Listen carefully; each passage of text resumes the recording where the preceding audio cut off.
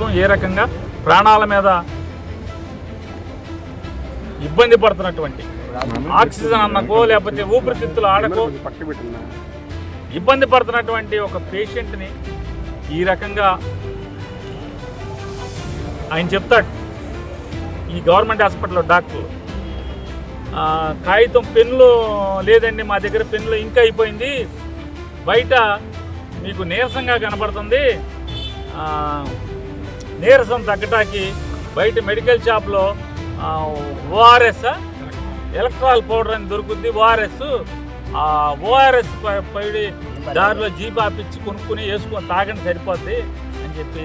అంటే విజయవాడ ఈ గవర్నమెంట్ హాస్పిటల్లో అంటే రాష్ట్ర రాజధానిలో ఉన్న ఈ హాస్పిటల్లో ప్రాణాల మీద ఒక మాజీ శాసనసభ్యుడిని ఇక్కడికి తీసుకొస్తే ఏంటయ్యా అంటే ఎలక్ట్రాల్ పౌడర్ దారిలో కొనుక్కోమని. వీళ్ళ దిక్కుమాలిన బొత్తుకి ఈ ప్రభుత్వానికి ఓఆర్ఎస్ ప్యాకెట్ కూడా ఇక్కడ లేదనమాట. కనీసం వాటి సప్లై చేయాలి కదా ఎదవా, ఓఆర్ఎస్ ప్యాకెట్ కొనుక్కోమని చెప్తాడు. ఇంత దిక్కుమాలినటువంటి దిగజార్చి ఈ హాస్పిటల్లో వైద్యం చేస్తున్న పరిస్థితి.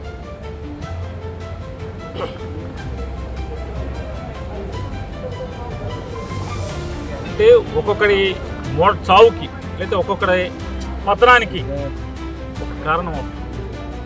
నాడు ఎన్టీ రామారావు పతనానికి వంగవీటి రంగా గారి మరణం కారణమైతే ఖచ్చితంగా వంశీకి ఏమన్నా అవనండి మీ కుట్రల వల్ల వంశీ మరణమే మీ ప్రభుత్వాన్ని బలికి పోతుంది, మీకు బలి తీసుకుంటారని కూడా మీకు హెచ్చరిక జారీ చేస్తూ, ఎంత దౌర్భాగ్యులంటే వీళ్ళు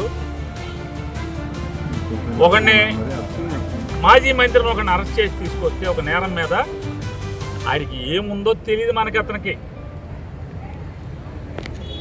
ఫైల్స్ ఉంది వెంటనే వచ్చేయాలి, మాకు ప్రాణం పోతుంది. ఫైల్స్కి ప్రాణం పోతుందేంటి? లబలబలు ఆడిపోయారు రాష్ట్రంలో ఉన్నటువంటి చంద్రబాబు దగ్గర నుంచి మొత్తం అంతా కూడా.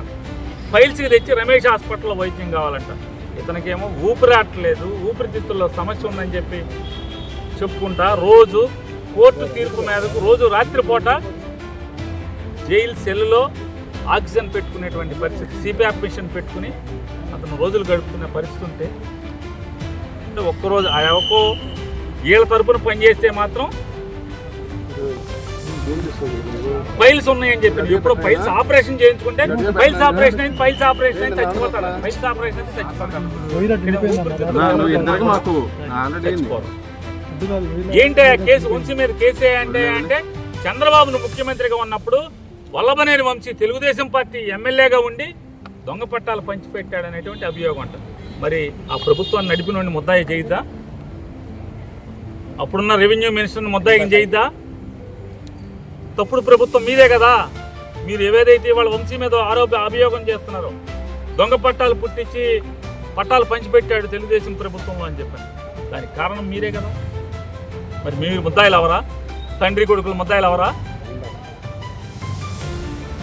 కాబట్టి మీ ఏపోడు అంటే మీ జెండా మోస్తే ఏ పాపాలు చేసినా పర్లేదు.